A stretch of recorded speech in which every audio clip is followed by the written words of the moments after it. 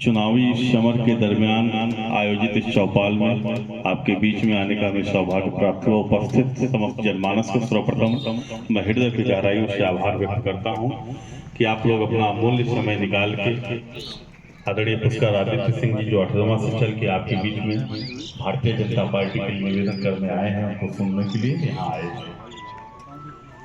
मित्रों, चुनावी समय है और सभी राजनीतिक दल सक्रिय रूप से क्षेत्र में टहल रहे हैं, घूम रहे हैं।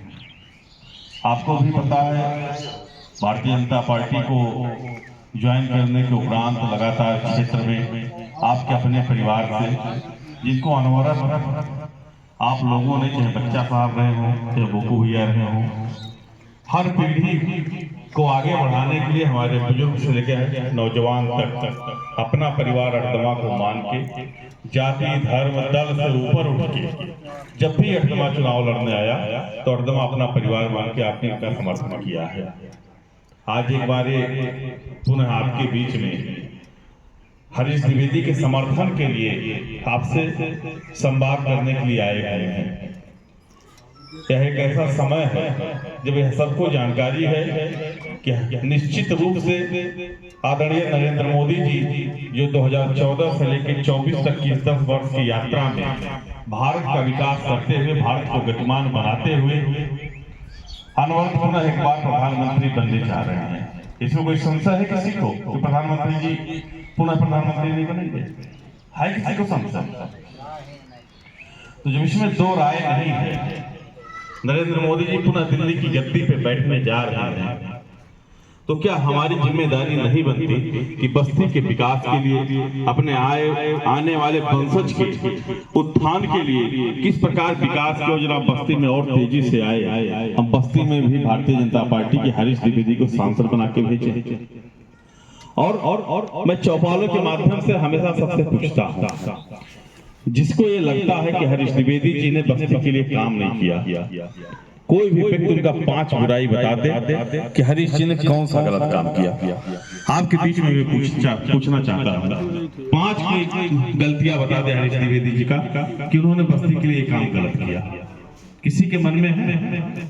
चौपाल है, चौपाल में संवाद होता है, इसलिए मैं आपसे पूछता हूँ, कोई बता सकता है कि आदरणीय हरीश जी ने बस्ती के लिए एक गलत काम किया? आज चुनावी समय में जितने भी नेता आपके बीच में आते हैं, 10 साल का कार्यकाल छोड़ दीजिए, इससे पहले उन्हीं के घर, उन्हीं के परिवार के लोग बस्ती के जिले पे अनवरत कभी भाई के रूप में, कभी भतीजे के रूप में, कभी स्वयं के रूप में सांसद और विधायक बन के राज करते आए हैं। 10 साल का जो दौर रहा, जो आप लोगों ने कमल के फूल पर विश्वास जता के हरीश द्विवेदी को सांसद के रूप में दिया, इस 10 साल का विकास उठा लीजिए और उससे पहले का विकास उठा लीजिए। कुछ फर्क आपको नजर आता कि नहीं नजर आता है? हरीश द्विवेदी जी के कार्य आपको दिखते हैं कि नहीं दिखते हैं ना? तो अगर हरीश जी का कार्य हमको दिखता है तो 5 वर्ष में अगर एक वोट के माध्यम से पुनः 5 साल हमको विकास चाहिए, तो क्या मुझको वोट देना चाहिए कि नहीं देना चाहिए?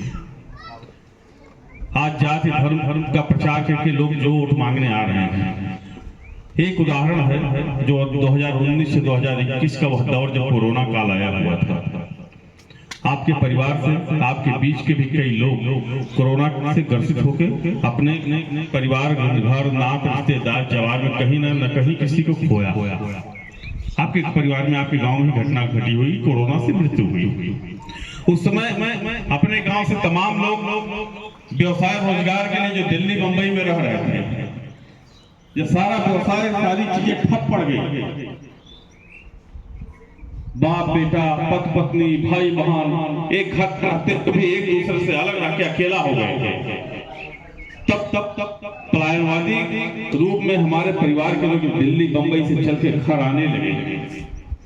इन जातिवादी नेताओं से पूछिएगा कि आप लोगों ने उस समय जाति के नाम पे कितने जात के लोगों को मदद किया था, दिल्ली और मुंबई से घर तक पहुंचाने में, या बीमारी के समय उनको दवा करवाने में, या उनको कोरोना काल के जब किसी के पास कोई व्यवसाय नहीं था उस समय उनको भोजन की व्यवस्था दिलाने में आप लोगों ने अपने घर से निकलकर कितना कदम चल के अपने जाति के ही लोगों के पास कितने लोगों को मदद किया। एक नाम नहीं बता पाएगा कोई भी नेता। उस समय अगर सड़कों पे खड़ा होके, बाजारों में खड़ा होके, बिना जाति, बिना धर्म, बिना संप्रदाय देखे दलगत राजनीति से ऊपर होकर सर्व समाज के लिए अगर कोई काम कर रहा था तो निश्चित भारतीय जनता पार्टी का कार्यकर्ता काम कर रहा था, जो सड़कों पर कैंप लगा के कभी पानी के माध्यम से, कभी चप्पल वितरण कर रहा था, कभी भोजन वितरण कर रहा था। आदरणीय पुष्कर आदित्य सिंह जी भी रुधौली में अपना कैंप लगाए थे, बड़े बड़े पे अपना कैंप लगाए थे। कैंप लगा के भोजन किस प्रकार आने वाले लोगों को पहुंचाया जाए, किस प्रकार साधन की व्यवस्था कर उनको घर पहुंचाया जाए, किस प्रकार अगर नंगे पैर आ रहे लोग चप्पल मुहैया कराया जाए, ये काम करने का कोई काम अगर कर रहा था तो मात्र भारतीय जनता पार्टी के लोग करते थे।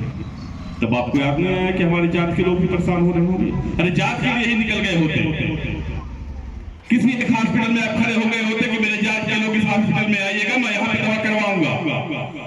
उस समय हॉस्पिटल पे कोई खड़ा था तो आदरणीय हरीश द्विवेदी खड़े थे, उस समय की जिला अध्यक्ष महेश शुक्ला खड़े थे, हम जैसे तमाम कार्यकर्ता खड़े थे कि गांव घर से निकलने वाला बीमार व्यक्ति किस तरीके से हम उसको बेड मुहैया करा पाए, किस तरीके से उसको दवा दिला पाए, किस प्रकार उसको ऑक्सीजन की कमी ना होने पाए। इस व्यवस्था के लिए कोई दौड़ रहा था तो भारतीय जनता पार्टी के लोग। और दिल्ली में बैठा आपका प्रधानमंत्री उस दौड़ में आपके लिए दिल्ली से बैठ के गांव में चिंता कर रहा था कि नटाई में बैठा हुआ मेरा परिवार कहीं भूख के अभाव में मरने न पाए। महीने में 2 बार भोजन की व्यवस्था उसने कराई, 2 बार राशन देने का प्रावधान उसने चालू किया कि कहीं राशन के अभाव में कोई परिवार दुखी ना हो, किसी परिवार को कोई कष्ट न होने पाए। जो व्यक्ति दिल्ली में बैठ के नटाई के बारे में सोच रहा है, क्या मेरे नटाई की जिम्मेदारी नहीं है कि आज वोट के समय में दिल्ली के लिए सोचूं? सोचना चाहिए कि नहीं सोचना चाहिए? भारत एक खुददार देश है और रुधौली तो वीरों की भूमि है। हमने स्वतंत्रता संग्राम में भी अपना बलिदान दिया है। आपके रुधौली से राजा शहीद श्री गुलाम सिंह आजादी की लड़ाई में अपना सर कटाए थे। तमाम बुजुर्ग हमारे गवाह होंगे। तो जो खुददारों की भूमि है, अगर दिल्ली ने हमें कुछ दिया है तो आज इलेक्शन का समय है कि हम एक वोट दे सकते हैं कि नहीं दे सकते, हमें देना चाहिए कि नहीं देना चाहिए। तो जब आज ये समय है, आज जाति और धर्म के लोग आते हैं तो आपको बताना चाहिए कि चाहे उज्ज्वला गैस के माध्यम से हर परिवार को गैस पहुंचाने का काम हो, चाहे जल से नल पहुंचाने का काम हो, राशन के माध्यम से हर परिवार की भूख मिटाने का काम हो, शिक्षा के क्षेत्र में तमाम, सड़कें के क्षेत्र में तमाम काम, ऐसे अनगिनत काम जो भारतीय जनता पार्टी ने समस्त समाज के लिए किया। लोग जाति धर्म की बात करते हैं, मैं पूछना चाहता हूं कि जब राशन वितरण का काम होता है तो क्या हिंदू को मिलता है, मुस्लिम को नहीं मिलता? उज्ज्वला योजना गैस वितरण कार्य चालू हुआ, क्या हिंदू को मिला, मेरे मुस्लिम परिवार को नहीं मिला? आयुष्मान कार्ड बनना चालू हुआ, कोई अपने माँ बाप का 2 लाख 4 लाख रुपए गरीब भाई दवा नहीं करा पाते, सरकार दिल्ली में बैठ के 5 लाख दवा की अगर व्यवस्था कराई तो क्या हिंदू को मिला, मुस्लिम को नहीं मिला? आज जो हिंदू मुस्लिम की राजनीति करते हैं तो तमाम समाजवादी पार्टी के नेता आते होंगे, बताते होंगे कि आपकी ऐसी सरकार समाजवादी पार्टी की सरकार है। आपको नहीं सोचना चाहिए था कि अगर मैं अल्पसंख्यक की राजनीति करता हूँ तो उसी समाज के लिए व्यवस्था बना दिया होगा। तब तो आपको अकल नहीं है। आज आदरणीय प्रधानमंत्री जी अगर ये व्यवस्था बना दिए, हर गरीब परिवार को, हर मजलूम परिवार को, हर दलित परिवार को, हर अल्पसंख्यक परिवार के लिए एक व्यवस्था, एक विधा, एक नियम लगा के गांव-गांव अपनी योजना को पहुंचाने का अगर उन्होंने काम किया है तो क्या वो एक वोट के अधिकारी नहीं है? वो दिन याद कीजिए 2004 का, जब पंडित अटल बिहारी वाजपेयी जो स्वर्णिम चतुर्भुज योजना, सड़कों का जाल हम देख रहे हैं, अटल जी की देन थी और 1 वोट तो सरकार गिरी थी। अगर उस समय हम जीत लिए होते और पंडित अटल जी को एक बार और मौका दिए होते अपने मजबूत वोटों के बदौलत, तो आज देश जो 10 साल पीछे गया, ये विकास 10 साल पहले बन गया होता। क्योंकि जब भी निष्ठा और ईमानदारी से काम करने वाला व्यक्ति कुर्सी पे आता है तो सर्व समाज के लिए, समाज के विकास के लिए, समाज की गति के लिए, नौजवानों के उत्थान के लिए काम करता है। आप स्वयं सोचिए 2014 से पहले आपके लाइट की क्या व्यवस्था थी? दिन पायली रात पायली। 2014 से पहले सड़कों की क्या स्थिति थी? जिस सड़क में आज चल के हम आ रहा हूं, इस सड़क पे आने की इच्छा नहीं होती। गड्ढों में पूरी बदली हुई है तस्वीर थी। जैसे हम लोग बिशुनपुरवा से घूमते थे, सिर्फ गड्ढा था, सड़क नहीं था, पत्थर ही पत्थर थे। बस्ती बासी मार्ग उठा लीजिए, क्या स्थिति थी? ऐसे हजारों सड़क जिस पे आप जाते होंगे, आज हर गांव का सड़क चमकते हुए दिख रहा है। स्थितियां बदली कि नहीं बदली? तो 10 साल में वही सरकार जो 2014 से पहले थी, उसके बाद 10 साल में जो सरकार बनी, उसने ऐसा कौन सा चमत्कार किया कि 8 घंटे मिलने वाली बिजली आज 18 घंटे मिलने लगी। 1 किलोमीटर की गति पर डे से बनने वाली सड़क आज 9 किलोमीटर प्रति घंटे की गति से बनने लगी। शिक्षा के क्षेत्र में तमाम स्कूल खुलने लगे, हर जिले में मेडिकल कॉलेज बनने लगा। जिस गैस के लिए हमारे तमाम भाई बहन उन्होंने जहां गैस एजेंसियां थी रात भर लाइन लगा के अपने सिलेंडर पे बैठ के एक गैस लाते थे और 2014 से पहले के टाइम में ब्लैक 1300-1400 रुपए में गैस मिलता था। आज एजेंसी वाले उन्हें घर ले जाके अपना गैस पहुंचाने लगे। यूरिया खाद हो चाहे डाई खाद हो, उसके लिए हम लोग कमिटियों पे लाइन लगाते थे, पुलिस की डंडा वहां पे चलता था, किसान मारे जाते थे। तब 1-2 बोरा यूरिया बड़े मुश्किल से मिल पाता था। आज यूरिया की स्थिति है कि फ्लास यूरिया आपकी कमिटियों पे है, आप चाहे जितना यूरिया लाइए चाहे जितना डीएपी लाइए। 10 साल में ऐसा पैसा कहां से आ गया? क्षेत्रफल तो भारत का बढ़ा नहीं, कोई चमत्कार तो हुआ नहीं।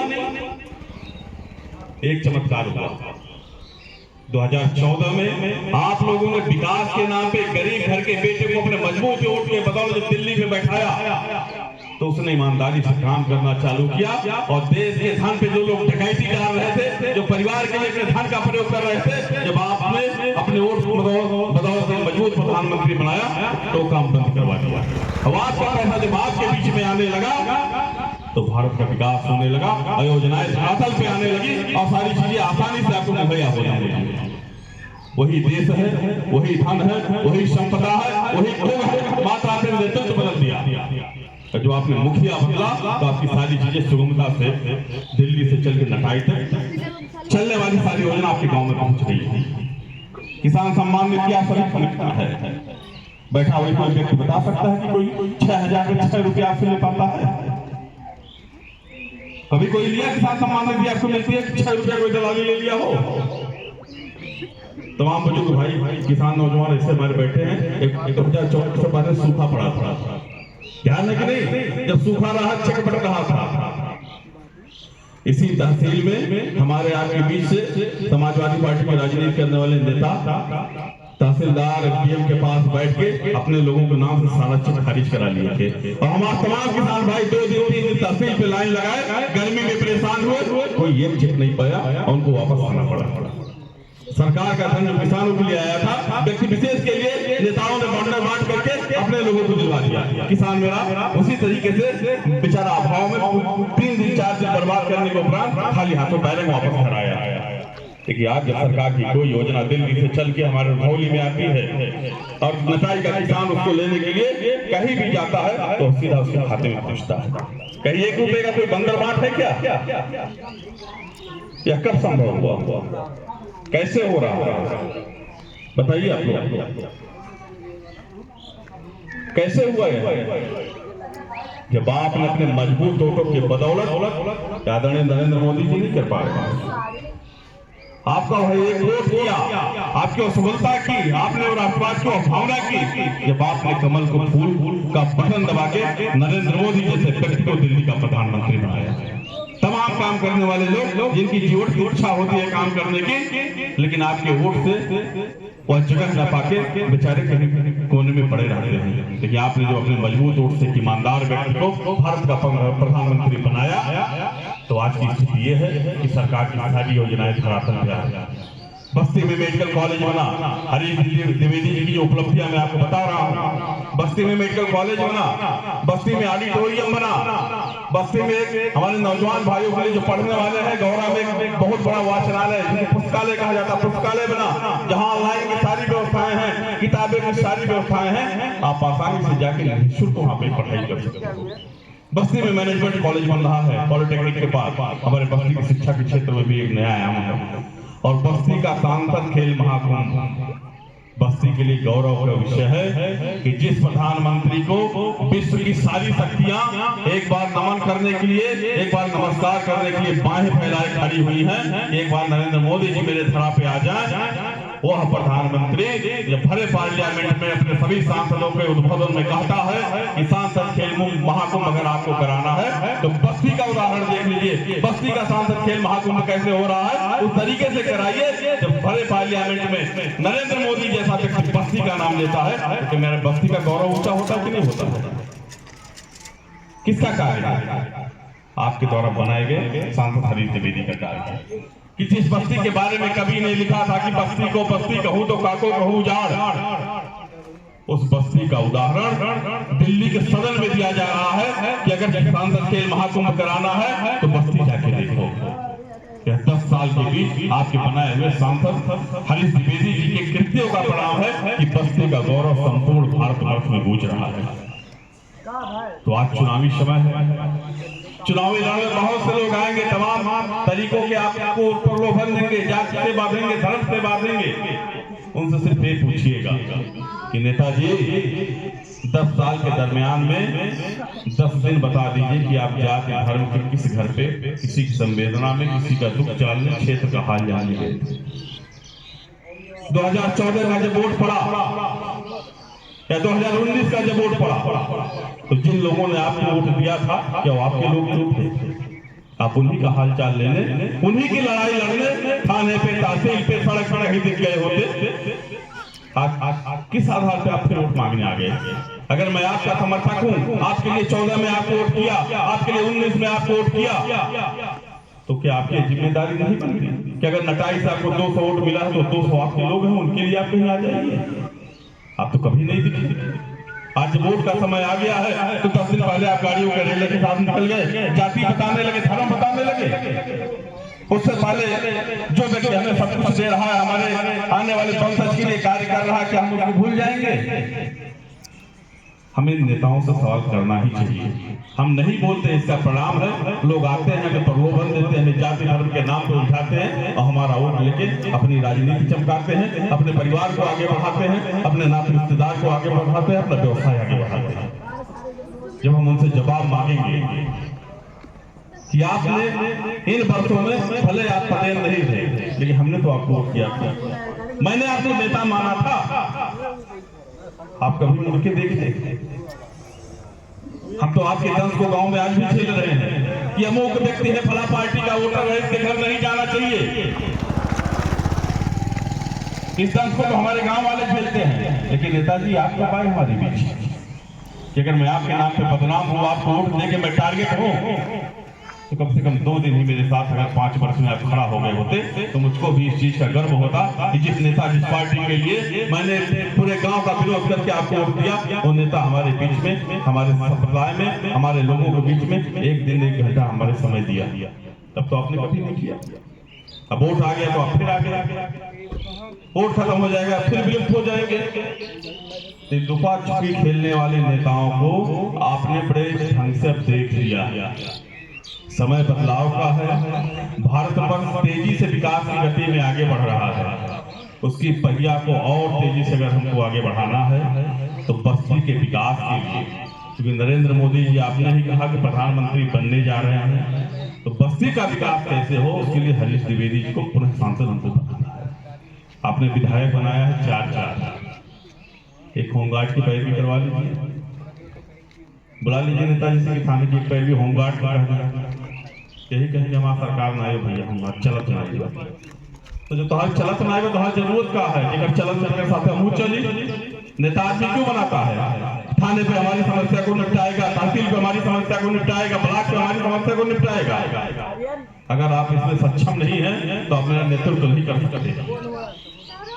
अगर आप नेता हैं, आप सत्ता में हो या ना हो, आपकी सुनी जाए या ना सुनी जाए, आपका दायित्व बनता है अगर मैं आपके लिए लड़ा हूं तो आप मेरे लिए लड़िए। अगर आप नहीं लड़ सकते तो आप मेरा नेतृत्व भी नहीं कर सकते। जो हमारे लिए कार्य कर रहा है, जो हमको सारी संपदा दे रहा है, सारा सुख दे रहा है, सारी योजनाओं का लाभ दे रहा है, हमको उसके लिए ही वोट करना है। अगर इस विचारधारा के साथ हम सभी एकजुट होकर पुनः विकास के नाम पे वोट करेंगे, जातिवाद, धर्मवाद, क्षेत्रवाद जिसको लेकर लगातार हम लड़ते रहे, लगातार इसी का फायदा उठा के भारत कई बार गुलाम हुआ, चाहे मंगोल आए, चाहे चंगेज आए, चाहे जो भी आया, हमारे आपसी लड़ाई को लेकर कोई भी अपनी सेना लेकर नहीं आया था। इतिहास उठा के पढ़िएगा, जब भी बाहर के आक्रमणकारी आए कोई भी अपनी सेना नहीं लाया, हमारे लड़ाइयों का नाजायज फायदा उठाया। जो हम जाति के नाम पे लड़ते हैं, जो धर्म के नाम पे लड़ते हैं, जो क्षेत्र के नाम पे लड़ते हैं, इसी का फायदा उठाया, हमारे भाइयों को आपस में लड़वाया और हम पे ही राज किया। अब हमको सुधार करना है। आपने 2014 से सुधार कर दिया है और सुधार आगे अनवरत बढ़ता रहे। इसलिए एक वोट के माध्यम से अपने गति को आपको रोकना नहीं, ये अनवरत आगे बढ़ाना है। जब तक नरेंद्र मोदी जैसा विराट व्यक्तित्व भारत का नेतृत्व करे, विकास की गति के लिए अपना सर्वस्व न्यौछावर कर 18 से 26 घंटे काम करे, ऐसे व्यक्ति को हमें अनवरत सर्वस्व न्यौछावर कर आगे बढ़ाने के लिए नात, रिश्तेदार, परिवार, गांव, समाज सबको समझा के नरेंद्र मोदी को वोट कराना ही चाहिए। अगर वह दिल्ली में बैठा हमारे लिए सोच रहा है तो मेरी भी महती जिम्मेदारी है कि मैं एक वोट के माध्यम से उनका समर्थन करूं, उनको कृत्यों को वोट देकर धन्यवाद दूं कि अगर आप वहां बैठ के हमारे लिए सोचते हैं तो नटाई में बैठ के मैं भी आपके लिए सोचता हूं।